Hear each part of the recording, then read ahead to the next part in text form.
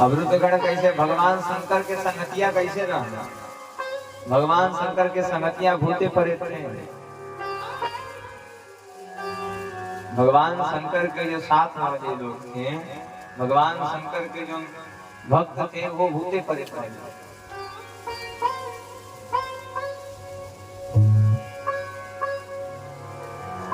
ब्रह्मा जी ने रुद्रगणों को भेजा, जाइए जा करके सृष्टि करी। और रुद्रगण सृष्टि करने के लिए आते हैं, क्या कर रहे हैं? अब भूत प्रेत के तर लड़का पैसा जन्माई। आदमी जैसा रहता है वैसा ही न सोचता है। अब जो भूत प्रेत वाला भूते प्रेत के जन्म ही, भूते प्रेत जैसा नहीं। ब्रह्मा जी ने सोचा चलो चलते हैं, और चल करके देखते हैं कि पृथ्वी का विस्तार कैसे हुआ।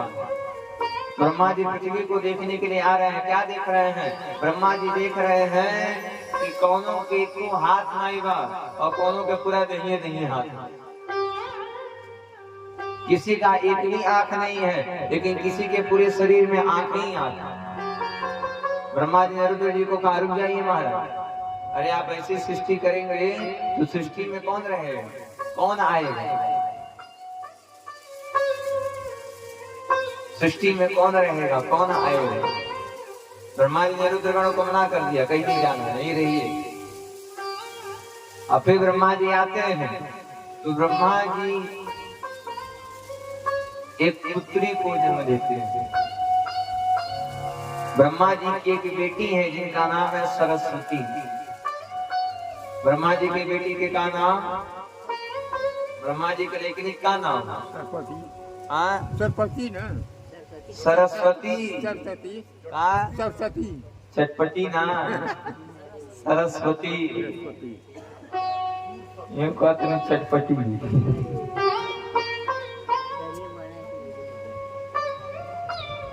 काहे बौरात रहनी यहाँ के? अच्छा, आपके सुना था, घबराए मत, आपको पे गिरे वाला बात। ब्रह्मा जी की बेटी का क्या नाम था? सरस्वती। ब्रह्मा जी की बेटी वही नाम है सरस्वती। और सरस्वती माँ इतनी सुंदर है कि ब्रह्मा जी का मन हो गया कि हम अपने बेटी के साथ ब्याह करें। सरस्वती माँ इतनी सुंदर थी कि ब्रह्मा जी का मन हो गया कि हम अपने बेटी के साथ विवाह करेंगे। अब सारे ऋषि आ गए, सारे देवता आ गए, अरे ब्रह्मा जी, अगर आप ही ब्रह्मा होकर के ऐसा काम करेंगे तो पृथ्वी के लोग क्या करेंगे? भाई घर के अगर बढ़न सदस्य ही गलत काम करता तो कल के सही काम करी है। अगर आप गार्जियन होके गलत काम करेंगे तो आपके बच्चे भी गलत काम करेंगे। और अगर आप बड़े होकर के सही काम करेंगे तो आपके घर के बच्चे वाले भी सही काम करेंगे। तो घर के बड़े, अगर घर के बढ़न लड़का, घर के बढ़न आदमी शुद्ध रही, पूरा परिवार सही। और जहाँ घर के बढ़ाने खराब हो गए, पूरा घर के आदमी खराब होकर शुरू हुई। भाई आपका बेटा जिस तरह देखेगा उसी तरीके से काम करेगा। हाँ, ऐसे एक जगह हम लोग थे, जा रहे थे, वहां को सेठ जी, और सेठ जी लड़का के लेके, और सेठ जी लड़का से कहते हैं बाबा के प्रणाम को, कहता हम नहीं। सेठ जी कहे तो बाबा प्रणाम कर, कह रहे हम नहीं करेंगे। लगा मारने, हमने कहा रुक जाइए, काहे मार रहे हैं? कह रहे महाराज जी देखिए यही जगह तुम बाबा प्रणाम करे, लेकिन प्रणाम नहीं करते। हम कहनी जैसा सीखी वैसा नहीं न करी। तू प्रणाम कैला, तू प्रणाम कैला था तो लड़को प्रणाम।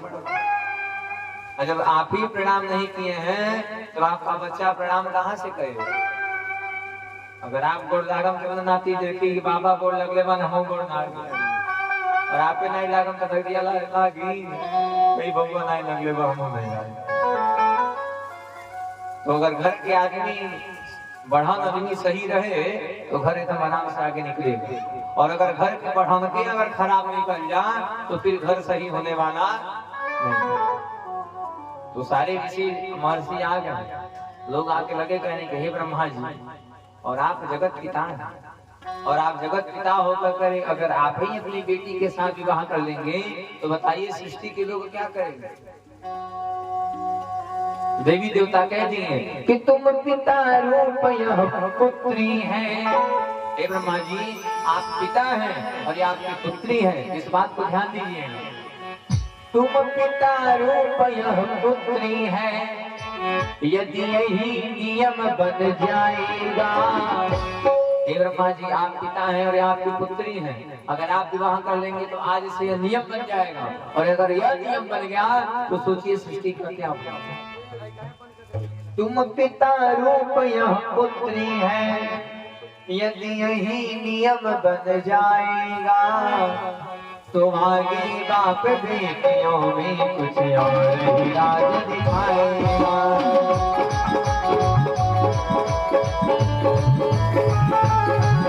तो आगे बाप बेटियों में कुछ और ही राज दिखाएगा।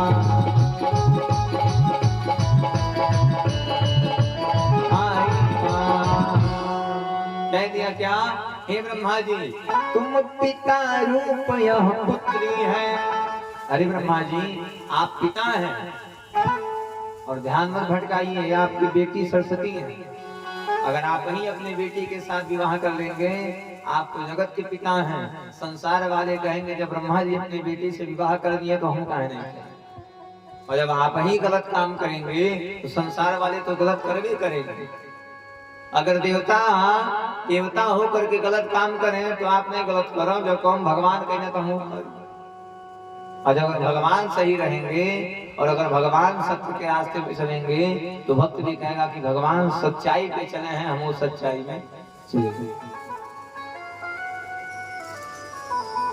हे ब्रह्मा जी, तुम पिता रूप यह पुत्री है, यदि यही नियम बन जाएगा तो सुन लीजिए, आगे यानी कि जो कलयुग आने वाला है, आगे बाप बेटियों में कुछ और ही राज दिखाएगा। अगर आप ही अपनी बेटी के साथ विवाह कर लेंगे तो कलयुग लगने वाला है, कलयुग के सब पिता अपनी बेटी के साथ विवाह करना शुरू करेंगे। ब्रह्मा जी को बात बहुत अंदर तक लगा, ब्रह्मा जी को बड़ा ग्लानि हुआ, ब्रह्मा जी को बड़ा दुख हुआ। ब्रह्मा जी के लगे सोचने कि क्या फायदा इस शरीर को धारण करके, जो आज मैं इतना गलत काम करने जा रहा था।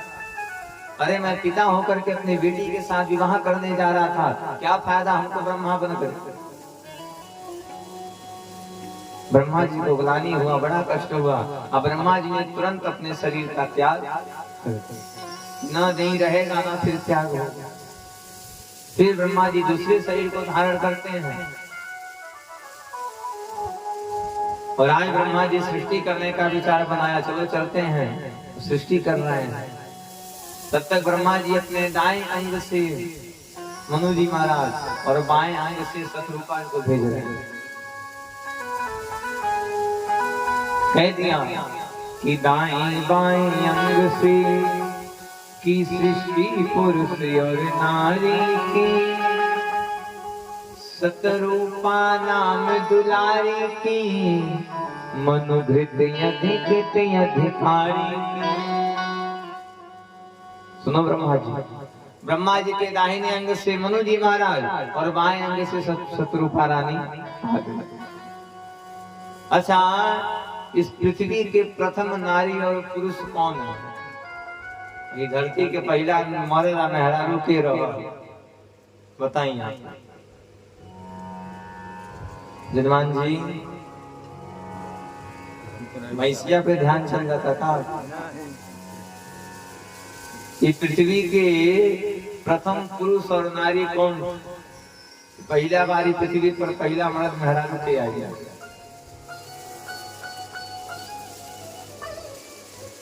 बात जान जाइए, पृथ्वी पर सर्वप्रथम पुरुष और नारी के रूप में मेहरारू के रूप को धारण की है शत्रुपा, और पुरुष के रूप में आए हैं मनु जी महाराज। बोलो मनु जी महाराज की। मनु जी महाराज ही इस संसार के सर्वप्रथम व्यक्ति हैं जो पृथ्वी पर आए हैं। इनसे पहले पृथ्वी पर कोई नहीं था।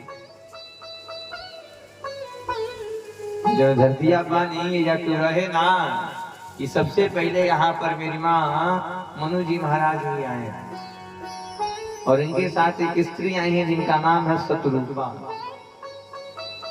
ब्रह्मा जी ने भेज दिया जाइए और जाकर के मैथुन क्रिया करिए और मैथुन क्रिया से आपको बालक हो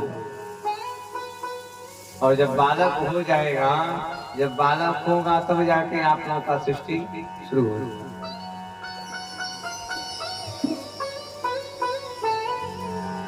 शत्रुपा आती हैं, मनु जी महाराज आते हैं। मैथुन क्रिया से यह लोग, मैथुन क्रिया से मनु जी महाराज जो हैं उनकी 3 पुत्री हो रही हैं। मनु जी महाराज की 3 लड़की और 2 लड़के। 3 लड़की कौन कौन? पहली लड़की है आकृति, देवहूति और प्रसूति। मनु जी महाराज के 3 लड़की नहीं, 2 लड़के। जजमान जी ध्यान बांधो, मनु जी महाराज के को लड़का? 5 गो। हाँ, यहाँ के याद पहले वाली, हाँ याद देवे पड़ी।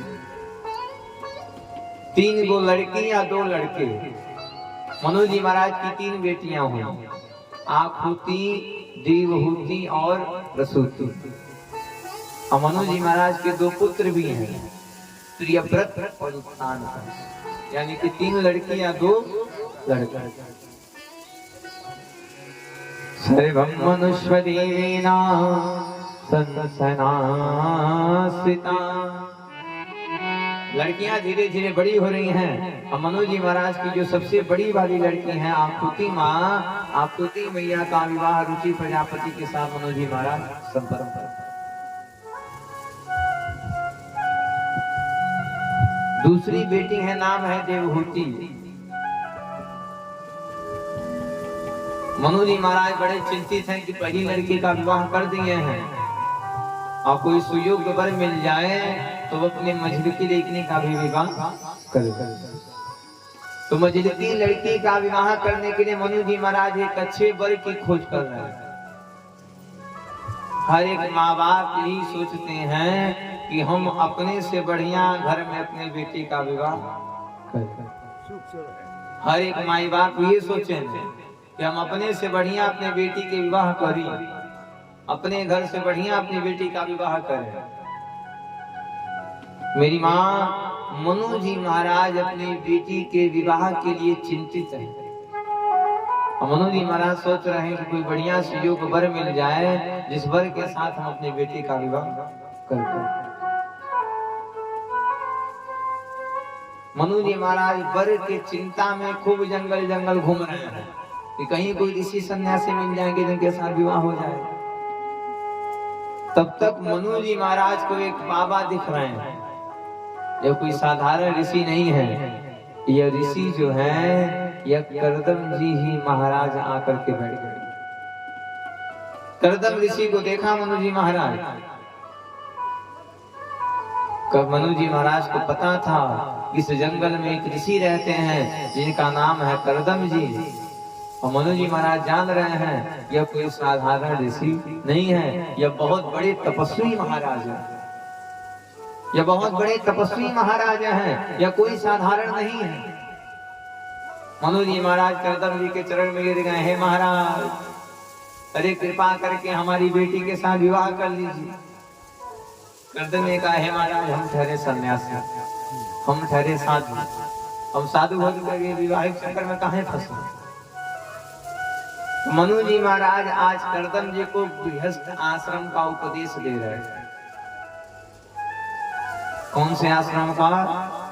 गृहस्थ आश्रम। जिस घर में हम लोग हैं, जिस परिवार में हम लोग हैं, यह भी एक प्रकार का आश्रम है और इस आश्रम का नाम है गृहस्थ आश्रम। 4 आश्रम होता है। बाल्य, जो लोग आश्रम में पढ़ने जाते हैं, वृद्धाश्रम, विद्यालय में पढ़ने के लिए। दूसरा होता है गृहस्थ, तीसरा होता है वानप्रस्थ, कई लोग जंगल में नहीं जाकर तपस्या करेंगे लोग, उनको वानप्रस्थ आश्रम कहा जाता है। और चौथा है संन्यास। 4 आश्रम बताया गया। तो मनु जी महाराज कह रहे हैं कि महाराज भले ही आप साधु जी महाराज हैं, लेकिन एक बात जान जाइएगा, अगर संसार के भव सागर से पार होना है तो गृहस्थी को अपनाना पड़ेगा। अगर एक ही बार आप सोचिए कि बहुत बड़े सन्यासी बन जाएं, तो एक ही बार कोई सन्यासी बनने वाला नहीं। अच्छा ही बताइए, एक ही बार 10 तल्ला मकान बन जाएगा? सोचिए कि एक बार 10 तल्ला बना दी, भले पैसा है, लेकिन एक ही बार में बनने वाला नहीं। घर बनाने का भी नियम है, पहले नीचे की मजबूत किया जाता है, पहले नीचे का नींव भरा जाता है, नींव मजबूत हो जाता है, तब जाके उसके ऊपर घर बनाया जाता है। मेरी माँ, जिस प्रकार से बच्चा जन्म लेता है तो धीरे धीरे बढ़ता है, उसी प्रकार से हमारा और आपके अंदर भी धीरे धीरे भक्ति और धीरे धीरे संन्यास का लक्षण आना शुरू होगा।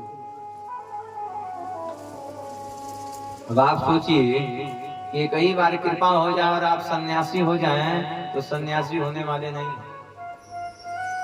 अगर संत बनना है, अगर भक्तिन बनना है, अगर भक्त बनना है, तो भगवान का धीरे धीरे पूजा करना शुरू करना पड़ेगा। अच्छा, क्यों कह दे कि जाइए 4 घंटा लगातार पूजा करिए, कर पाएंगे? आदत न रहे तो 4 घंटा का पूजा हो जाएगा, और आदत रहे तो आदत रहेगा तो हो जाएगा ना मेरी माँ। और आदत ना रहे तो तब तो 10 मिनट लगी, जल्दी से दिखाएंगे भाग में। 4 घंटा पूजा करने वाले को जो आदत है वो एक ही बार में नहीं लगा होगा, उसको धीरे धीरे करना पड़ा होगा, उसे धीरे धीरे करना पड़ा होगा। आज अगर आप 1 घंटा बैठेंगे तो कल 2 घंटा बैठने का प्रयास करिए, परसों 3 घंटा, नरसों 4 घंटा, और ऐसे ही करते करते आप 4-4 घंटा पूजा करना शुरू करिए। तो अपने अंदर आदत डालना चाहिए, आदत लाना चाहिए। मनोज जी महाराज कह रहे हैं, सुनिए, सबसे बड़ा आश्रम है गृहस्थ, और थोड़ा गृहस्थी में प्रवेश कर जाइए और गृहस्थी के बाद संन्यास को ग्रहण करिए। करदम जी ने कहा, महाराज जैसी आपकी आज्ञा, आप भी एक संत महात्मा लग रहे हैं, अब बताइए विवाह कहाँ करें? मनोज जी ने कह दिया, हे प्रभु, हमारी एक बेटी है जिसका नाम है देवहूति, और आप कृपा करिए और कृपा करके आप हमारी बेटी के साथ विवाह करिए। मनोज जी महाराज के कहने पर करदम जी देवहूति माँ के साथ विवाह संपन्न हुआ। देवहूति माँ के साथ विवाह संपन्न हुआ, और करदम जी जैसे विवाह किए हैं, विवाह करने के तुरंत बाद जंगल में चले गए और जंगल में जाकर के भगवान का तपस्या करना शुरू कर। देवहूति माँ ने भी सोच लिया, करदम जी की पत्नी सोच ली है कि हमारा पति जब तक भगवान की पूजा करेगा तब तक हम अपने पति की पूजा करेंगे। आजकल के मेहरारू रहती तो यहाँ पति देवता विदेश गई, तहाँ यो झोरा उठा के चलनी नहीं है। जहाँ पति देवता विदेश गए वहां पर यो झोरा घंटी उठा के तुम उलझा के हम जाते। लेकिन जो देवहूति माँ है वो पतिव्रत धर्म को धारण की है, ये पतिव्रता नारी है, और ये सोच रही हैं कि हमारा पति अगर भगवान की तपस्या कर रहा है तो मैं अपने पति की सेवा करूंगी, अगर सेवा करती रहूंगी तो हमारे पति का पूजा भंग होने वाला नहीं। अच्छा, आप यही सोचिए, कोई पूजा पाठ कर रहे हैं, अब प्यास लग गया, अब अग्रिम के उद्योग बनाए बात उठ के जाके लेवे पड़ी ना, और जितना देर उठ के जाके लेंगे उतना समय आपका बर्बाद होगा ना। और वहीं अगर कोई सेवा करने वाला रहे और लगही लगही देता रहे तो मजे मजे, बिस्तर पे सोए रहिए, बढ़िया भोजन बन के मिल रहा है, बढ़िया एसी चला, तो आपका चाहिए। माँ ने सोच लिया कि हमारा पति भगवान का सेवा कर रहा है, भगवान का तपस्या कर रहा है, मेरा पति अगर भगवान का सेवा कर रहा है तो मैं भी अपने पति का सेवा करूं। और कर्दम ऋषि इतना तपस्या किए हैं, भगवान की इतनी सेवा किए हैं कि तपस्या करते करते कर्दम ऋषि के पूरे शरीर पे मिट्टी चढ़ गई। कई सौ साल बीत गया, कर्दम जी तपस्या से बाहर निकलते हैं। अब कर्दम जी भूल गए हैं कि हमारे बिया भइलो बा कि नहीं भइलो। अब कर्दम जी लगे कहने कि हे देवी आप कौन हैं और यहाँ क्या कर रही हैं। मैया चरण में गिर गई, हे प्रभु आप भूल गए, अरे आप हमारे पति और मैं आपकी पत्नी देवहूति हूँ। भगवान ने कहा आप कभी से यहाँ पर हैं, आप गई नहीं। देवहूति माँ ने कह दिया, हे प्रभु एक पत्नी का धर्म होता है कि वो अपने पति के सुख में भी साथ दे और पति के दुख में भी उसके साथ में रहे। एक पतिव्रता नारी का धर्म होता है कि पति के अच्छे में भी साथ रहे और पति के बुरे में भी पति के साथ रहे। ऐसा न